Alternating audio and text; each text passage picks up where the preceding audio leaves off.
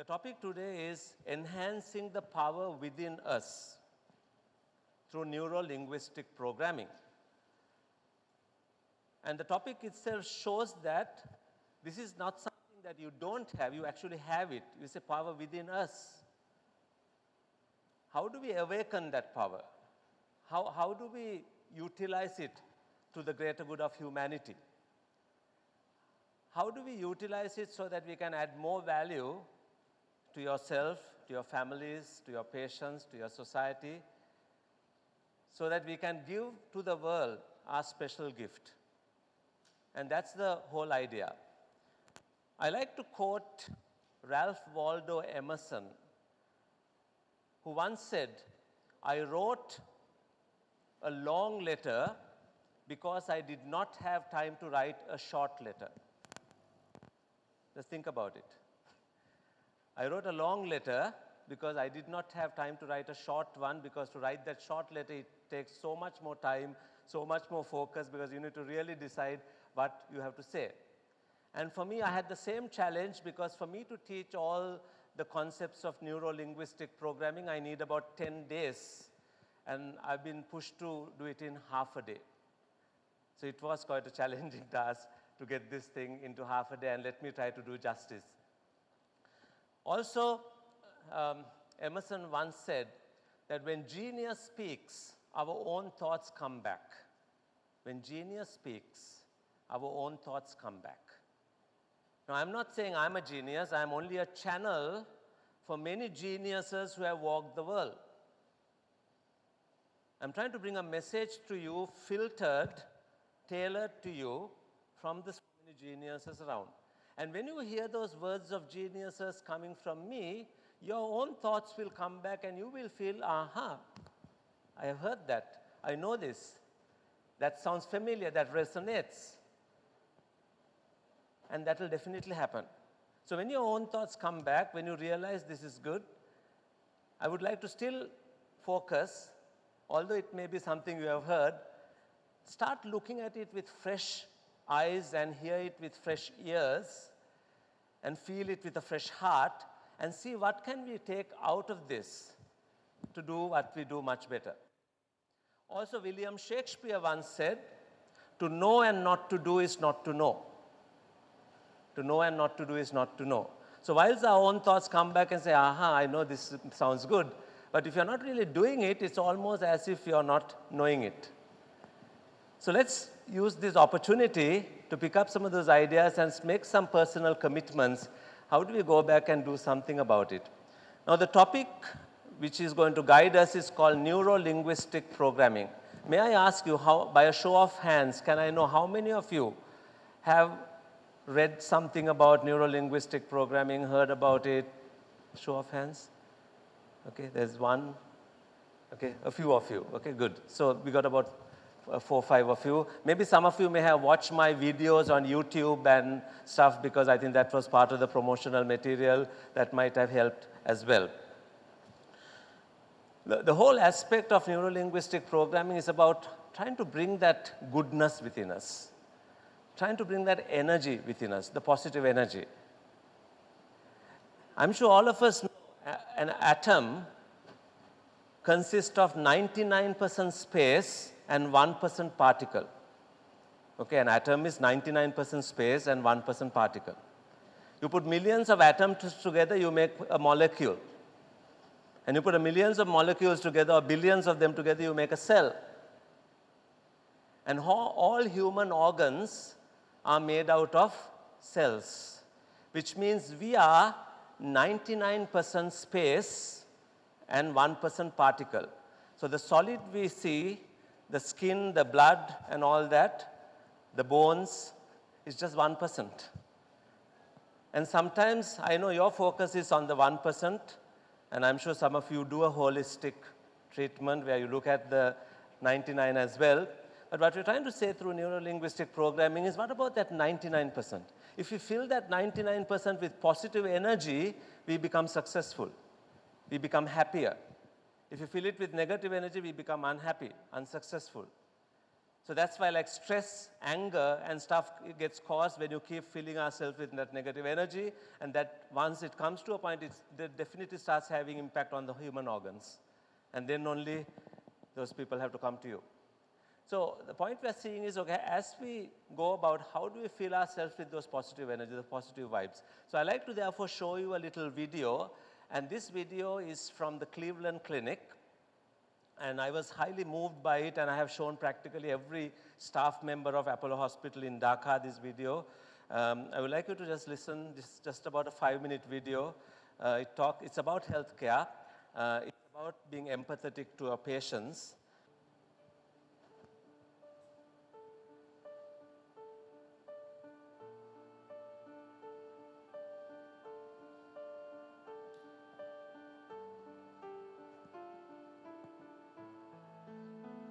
Can you make it louder?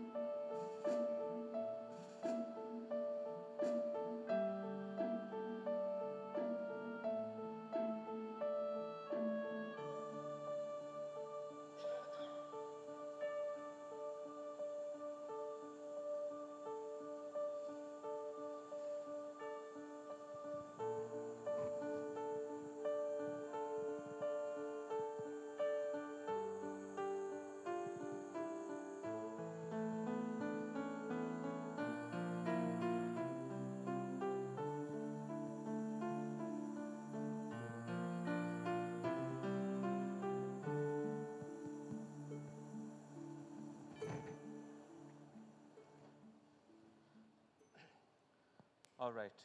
What do you think? Did you enjoy that? It's quite touching. And I really like the last few words, like if you could stand in their shoes, if you could see what they see, if you could hear what they hear and feel what they feel, would we treat them any differently?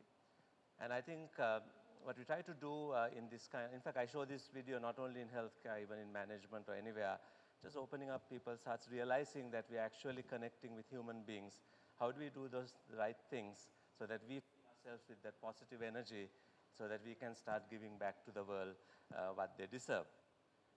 So in your book, the first page talks about unbelievable potential and the power within us. We say page number 1, it says, and by the way, the book is done in a manner that it's a fill-in-the-blanks book. We would like you to take some notes about things that are important to you. So rather than trying to give loads of notes, which I don't know, I don't think anyone goes home and reads anyway. So you might as well pick something you like, put it into the book, and then use it later on. Now, if I tell you we have such an unbelievable potential that we could all fly, would you agree with me? Can we fly? Yes, how? Imagination, how else? I could see you could physically fly as well. How is that? Any ideas? I'm sure all of you have flown. Aircraft, flight. So the point I'm saying here, I know it's a simple question, just to make an important point. Whilst we don't have wings, we've been given in a brain the resources, God-given, which we can use to create an aircraft. We can therefore go, fly, we can go out to outer space, go to the bottom of the ocean. Practically, human beings can do everything. I said practically, maybe there can be some biological things like a man giving birth might not be possible. But other than that, practically everything we could do. So therefore, we do have unbelievable potential. The human brain, which is only 2 pounds of gray matter, is consistent of 7 billion brain cells. 7 billion, not million. And you can then imagine how many atoms is there and how much that space is.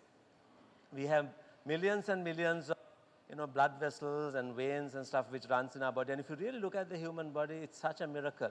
It has to have some amazing architecture to create something like what we have. So therefore, the beginnings of what we do is that when I say power within us, it is all there. The potential is unbelievable. We can practically do anything we want to do. But how do we do this? So to do it, there's a few concepts I like to introduce. First is concept of success. Now, may I know from you, what is success to you? And I would like you to please take part with me. What is success? And there is no wrong answer in my world. For me, every answer is right. Because every answer has a point of view. It comes from something, and I always learn from every answer. So what is success? Can I know from you? Achieving a target. Great. What else? How do we measure success? How do you know that you are successful? Do you measure it with someone else? If I have A, B, and C, okay, we don't measure with someone else. From whom do you measure them? Ourselves. And that's the right answer. So the real success is not whether A, B, or C is more richer. Because for me, in the race of life, the start line is crooked. In the race of life, the start line is crooked. We don't start at the same place. We are all born different, with different talents, with different assets, with different incomes, riches, whatever it is. So therefore, it is crazy to try and compare and see, are you richer than you or are you richer than you? We start differently. So therefore, as you rightly said, the best thing we do is for success is to see how do we improve our score. So for me, success means beating our score. For me, success means becoming better than what we were yesterday, having an accelerated rate of growth. And if I look at success from this point of view, let's say this is year 0.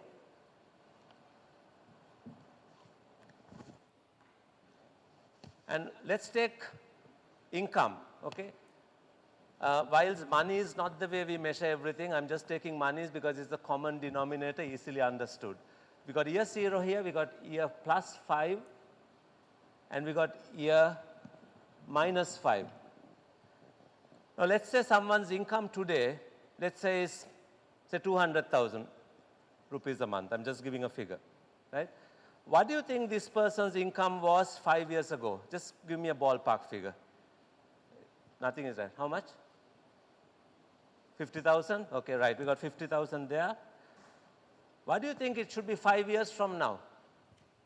Pick a figure. 5? Okay, fine. Now, our success depends on the way we look at this. If I look at this 200,000 now, I was only 50,000 5 years ago, how would you feel? I feel good. I feel happy.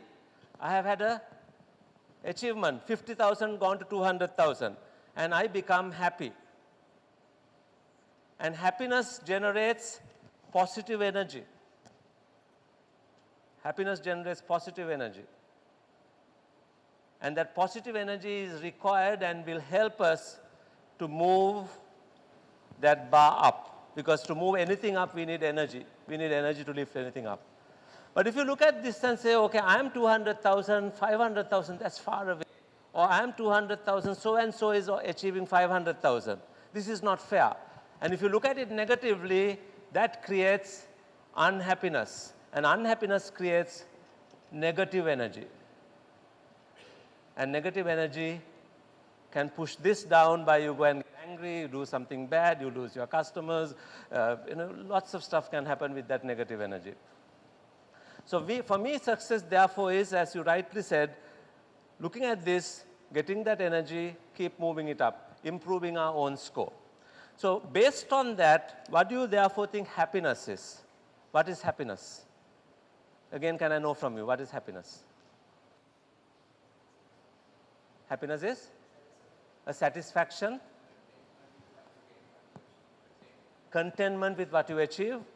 What else? Isn't it a feeling? Happiness is a feeling, a positive feeling.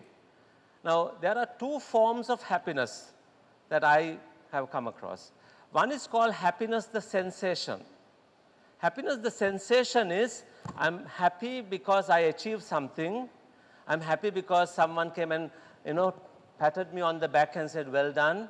I'm happy because I got a gift for my birthday. I'm happy because I got an increment in my salary or whatever it is. So we get happy for something. Of course, we worked for it, but we get happy. That's happiness the sensation. Now, the other form of happiness, happiness the being. Happiness the being is, I consider myself a happy being.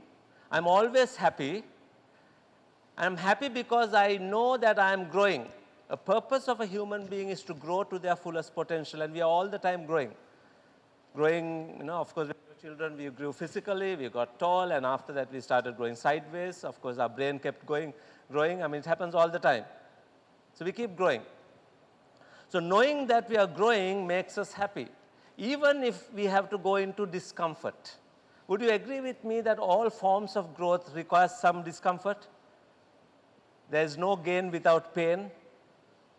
Okay, we need to sacrifice. Let's say you want to reduce weight, 10 kilos is your target, 1 year.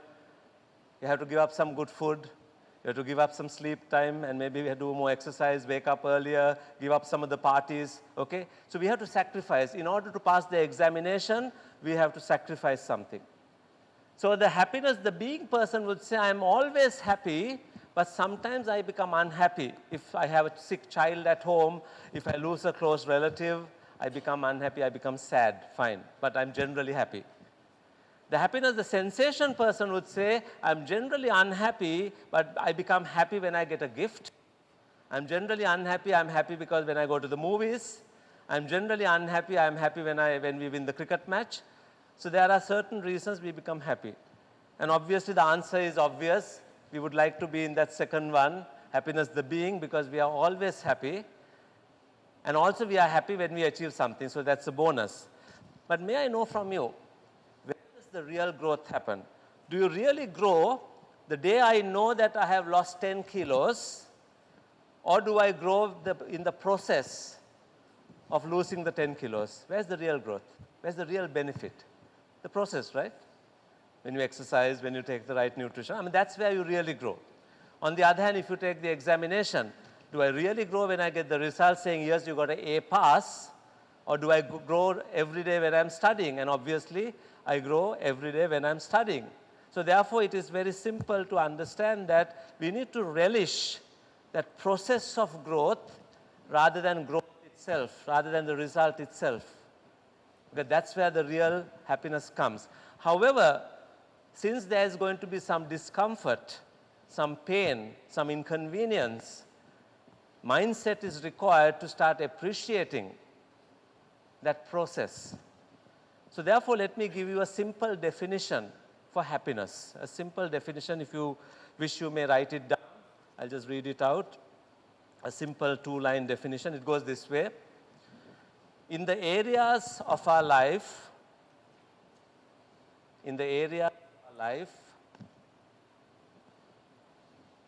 most important to us,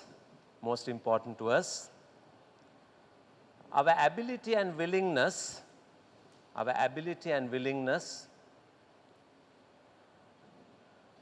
to even go into discomfort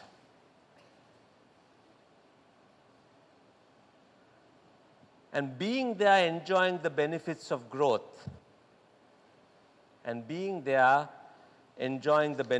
growth,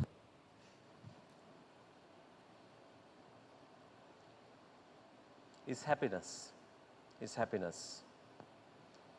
So if I am to read that again, in the areas of our life most important to us, our ability and willingness to even go into discomfort and being there, enjoying the benefits of growth is happiness.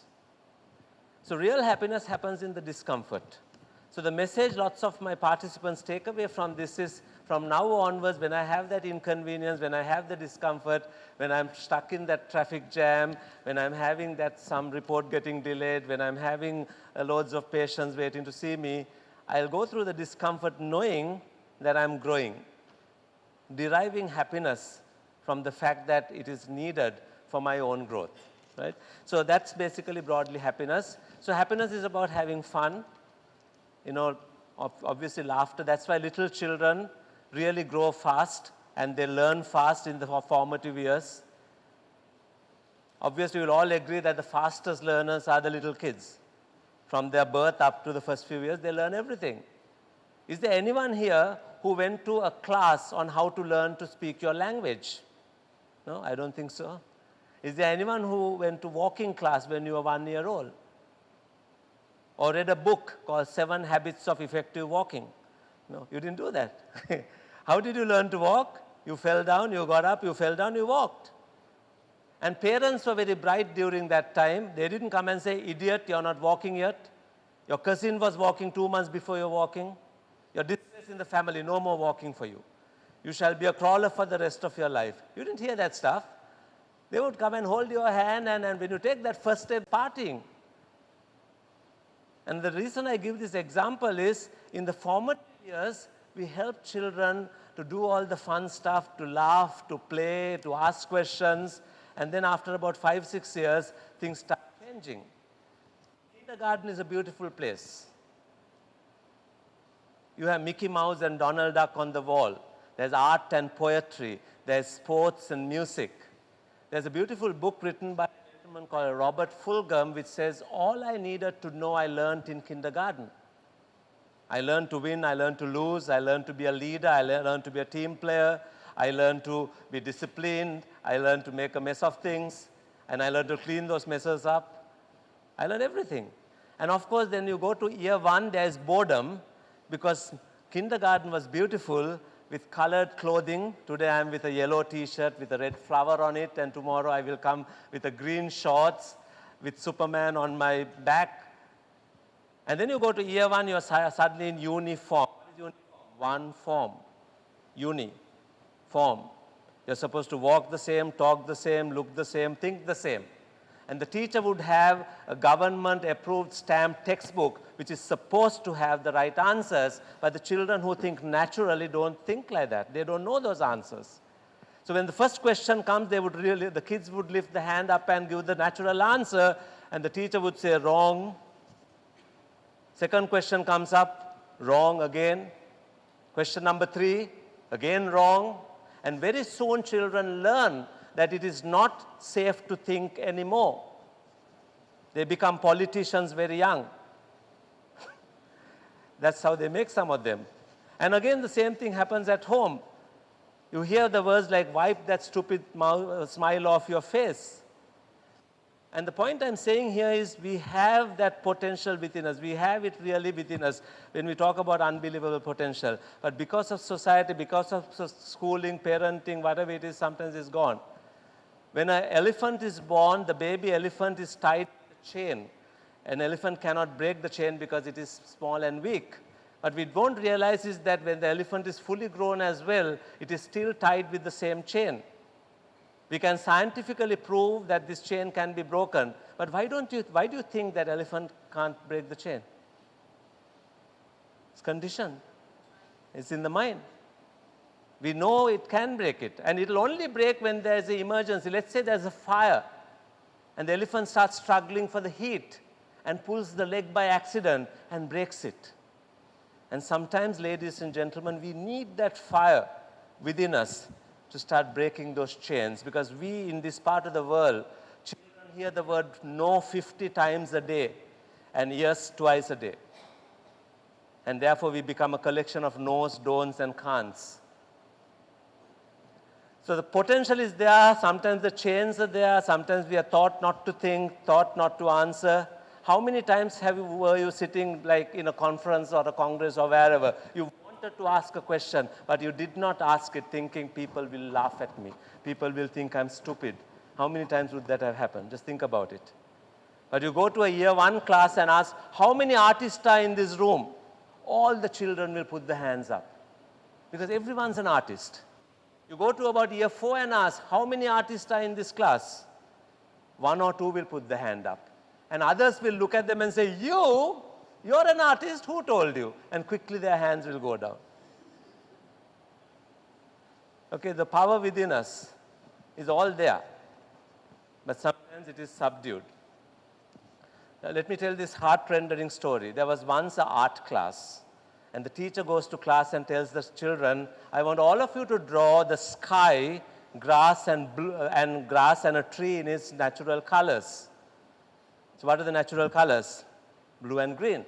But one child in particular drew the sky in yellow, the grass in black, the tree in gray. Teacher looked at it and thought, oh my God, this child must be mentally retarded. Who would put such colors? And this child was sent to a class for mentally challenged children. And fortunately, those classes have the most loving and caring teachers. So there was this teacher, her name was Miss Hunt. She was 350 pounds of pure love. She would hug the children. And when she hugs them, they would disappear layer by layer. And once they get to the core, they would do anything for this lady or suffocate and die. And she asked the right question. She said, why did you put those colors? She did not assume. She asked why. And the child gave the most amazing answer. The child said, the teacher did not tell me which time of the day. So when she told me to draw this, I remembered what I see as I wake up in the morning, and when I open the window, I see the sky a splash of yellow as the sun starts to rise. And because it's still dark, the grass is black and the tree is a shade of gray. Now, who is the idiot and who is the genius? And we do have that specialness, magic, uniqueness in us, the power within us. So what NLP, neuro-linguistic programming, helps us is to try to bring it out. I know there are so many other ways of doing it. All religions try to teach us this in various ways. I suppose NLP is a scientific way of looking at the same thing. So if you go to page number 2, neuro-linguistic programming, let me talk a little bit about it and see how it can help you. So obviously, all of us know neuro is our brain and nervous system. Linguistics is language, and programming is like programming a computer. So neuro-linguistic programming is therefore the language you would use to program your brain, or what I call not the desktop or palm top, I call it the neck top. You know, it's the most powerful information processing system in the world. And that has software which is very simple. Now, in order to program a computer, how do you get you have to put data in, right? How do we get our data? What you see, hear, feel, smell, and taste, I mean, it's all there. Okay? So it's simple. This is basic, simple living, but putting things we normally do into a particular pattern. Now, NLP was discovered about 50 years ago by two scientists. One was Richard Bandler, and Richard Bandler was a Gestalt psychologist. And John Grinder was the other person. He was a computer programmer. So Richard Bandler and John Grinder were working on their PhD. And when their thesis was, their research was to find out the reason for human excellence. They asked the question, how come some people are at the top of their game? What's the difference that makes the difference in them? How come they can maintain that level? So they went and modeled top performers of the world. They modeled Olympic athletes. They modeled Hollywood actors. They modeled top quality musicians. They modeled psychotherapists. In fact, they modeled this therapist called Milton Erickson. Milton Erickson was a psychotherapist. He was so good that when a patient goes and gets treatment, chances are that within 1 or 2 sittings, this patient's fine. How come he produces that result and not the other psychotherapist? What's different in that person? Have you ever come across a teacher who is so good in the way they teach that you keep looking forward to going to that class?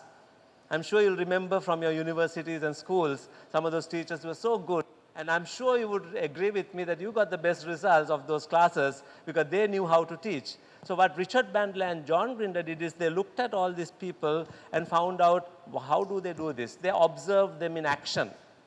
They looked at their body movement. They looked at the way they speak, the tonality of their words. Simple things, because this is all how you impact people. How can they inspire people? How do they prepare for the big game? How do you bounce back when you had a negative performance? The day we have a stressed out, how do we get out of that? So all that put together became NLP. So NLP, therefore, is the toolkit used by top performers. NLP is the toolkit used by top performers. So what are the tools? One of the tools would be, how do you give up bad habits? Sometimes we have bad habits. We try consciously to give it up. Doesn't work. It could be habits like smoking and drinking, or it's habits like overeating, or biting your nails, or the stuff we do. So these habits, how do we get rid of it? And therefore, they found how to do that. How do we erase bad memories? Sometimes we have bad memories, and those bad memories keep pulling us back. How do we erase those bad memories, like deleting files from a computer? How do we motivate ourselves? We know that we need to do things like reading or exercising or being nice to people. It's not a habit right now, but how do we do that? How do we motivate ourselves to do something that we know it is important, but we don't feel motivated? There are tools there. There are tools to help give up phobias, like speaking phobias, heights, darkness, all kinds of phobias we may have. NLP has methods of getting rid of that. This is so important, especially for leaders, because they need to speak out, inspire. Personally, I had a speaking phobia. I couldn't speak to 10 people without stammering. And I used some of these tools in my journey in getting to where I am today. So how do you speak without fear? Also, there are tools on how do you build rapport. And I will try to teach some of those tools during the short period we have. But I'm just giving you the introduction on why do we do this and how do we do it. So how do you build rapport with people? How do we, you can actually look at people's eye movements and know what kind of thinking patterns they have. And if you are able to read eye movements of people, you should be able to connect with them better. So like that, there are loads of tools. As I said, I need like 10 days to teach you all those tools, but I have picked up a few which might be useful for you today. So before I get into the specific tools, let me give you a little energizer, because I know post-lunch is a little challenging. So I would like all of you to please stand up to do a little energizer.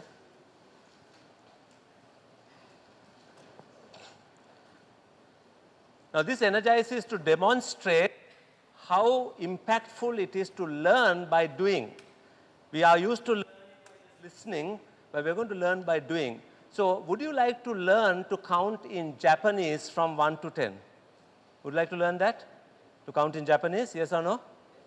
so that if you have a Japanese patient, you can at least count to him, okay, even if you can't speak. Okay, so you have to do something with me to count in Japanese. So this is what we do. I would like all of you to scratch your knee and say ichi ni. Please scratch your knee and say ichi ni. Your knee, please, not anyone else's. Okay. Ichi is 1, knee is 2 in Japanese. Ichi is 1, knee is 2. Okay, 1 and 2 again. Ichi ni. Let's imagine your son is next to you and say son. Let's say son. If you don't have a son, imagine someone else's son. That's fine. Okay. Son. Okay, all together. So son is 3. Son is 3. So 1 to 3 all together. Ichi ni san. So let's point at any of the ladies in this room and say she. She. Come on, point to someone. She. Okay. You have 2 of them. She. Okay. Right. So she is 4. She is 4. So 1 to 4 all together. Ichi ni san she. Now let's ask this she to go and do a little rock dance. So do it with me. Say she, go, rocko. Come on, move it a bit. Imagine you are in the party. Okay, you are doing it well. Okay. So go is 5, rocko is 6. Okay, go is 5, rocko is 6. Let's go 1 to 6 all together. Ichi ni, san, she, go, rocko. So far, so good. Okay, sneeze this way. Say she, chi. She, chi. Yeah, don't spray around, just. She, chi is 7. She, chi is 7. And imagine you are wearing a hat. It's a beautiful Mexican sombrero. Hold that hat, do a half sneeze, and say hachi. Hachi. Okay. Bring the hands up. Hats are not worn down there, up here. Okay. All together, hachi. Hachi is 8. So 1 to 8 all together. Ichi ni, san, she, go, rocko, shichi, hachi. Very good. Imagine you are a bird flying away. So put your hands up like the wings and say Q, Q, Q, Q. Q is 9. Q is 9. And finally, imagine a Jewish holy man, a rabbi in front of you. Look at the rabbi and say Jew. Jew. And Jew is 10. So let's do 1 to 10 all together. Ichi ni, san, shi, go, rocko, shichi, hachi, Q, Jew. Fantastic. Give yourself a big hand. Wow. Now, did you enjoy doing it that way than the traditional way? Did you enjoy that? And I can guarantee you that you can actually count backwards in Japanese. Okay? Let's go 10 to 1 all together. All together. Start. Okay? We'll stop at 10. Okay. Right. So, all together. Ju, Kyu, Hachi, Shichi, Roko, Go, Shi, San, Ni, Ichi. Fantastic. Geniuses. You not only count forward but backwards as well. And this is the power of what we call transformational learning, where we learn by doing things, practically, doing things. So please do go back home and teach your children, grandchildren, and maybe if you have little patients coming, teach them Japanese, they'll really be happy, okay? Okay, give yourself a hand, okay? Thank you.